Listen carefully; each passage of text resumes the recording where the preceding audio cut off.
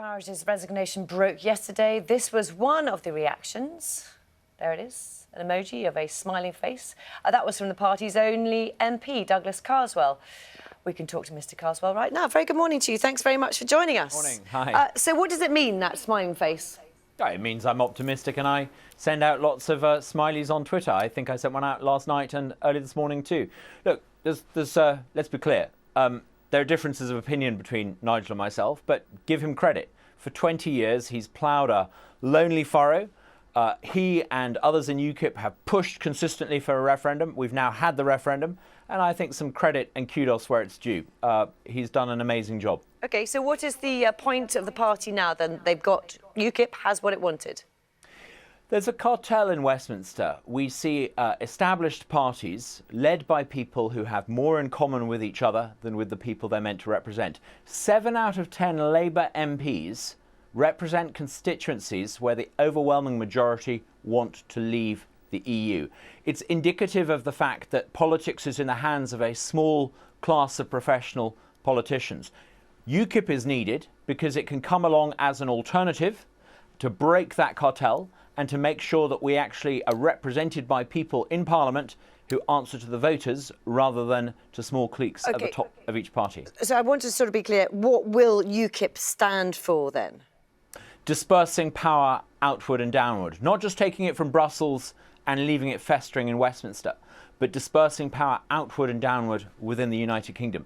There are all sorts of cartels in this country, in the energy market, in banking, in the family courts, in housing associations. UKIP needs to be the voice that stands up for ordinary people against those powerful vested interests. OK, you said there's zero to no chance of you being leader. Is that still the case? Absolutely. I'm not about to do a Michael Gove and change my mind.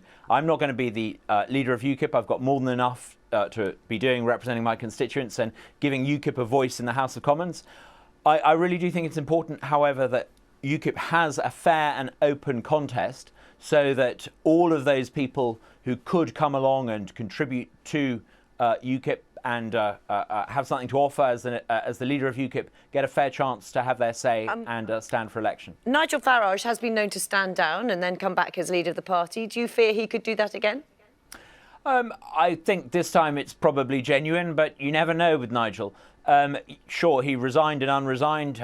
He conceded and unconceded on the night of the referendum. But, you know, I think this time it's probably genuine. I think it's really important now we do have a proper discussion as a party. What went wrong in terms of converting the support we had into seats? What can we learn from some of the tactical mistakes and tonal mistakes we've made in the past? I want to ask you, I mean, it's difficult really to get answers on this, I suppose, given that you have no leader at the moment. But what's your view, at least, of the discussion that is happening about EU citizens and whether or not they should be guaranteed the right to remain? We're absolutely clear on this. Any EU citizen living in this country has an absolute right to remain. I was involved in the Vote Leave campaign, and Vote Leave has been absolutely consistent on this. I'm actually rather surprised that, A, we're even discussing this. We should be giving reassurance to those millions of EU nationals living here. I'm also surprised that Theresa May and others seem to regard this as an appropriate subject for a bargaining chip. You shouldn't bargain with the right of millions of people who've made this country their home to stay here. I think it's pretty outrageous that 1 or 2 people are doing that. Vote Leave has been absolutely clear. If you're an EU national and you're living here, your right to remain is not negotiable. OK, James Brokenshire yesterday saying they can't guarantee it. Maybe we need a new minister with a sense of decency and fair play. And just also on changing mind, I mean, you know, you have also been known to change sides. Are you staying with UKIP? Is that your intention? Absolutely. I'm very much 100% UKIP. In fact, that's the problem. We need a few more UKIP voices in the House of Commons. But look, UKIP needs to make a key choice here.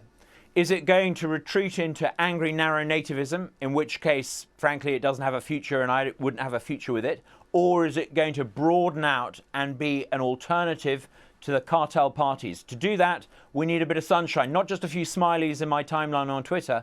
We need to be a party of optimism and smileys in terms of politics. We need to be a party for change. People have a right to feel angry. The answer to that is not to play on the anger, but to offer people the hope of something better. Douglas Carswell, UKIP MP for Clacton, thank you very much for your time this morning. You didn't frankly have the balls to put country before party.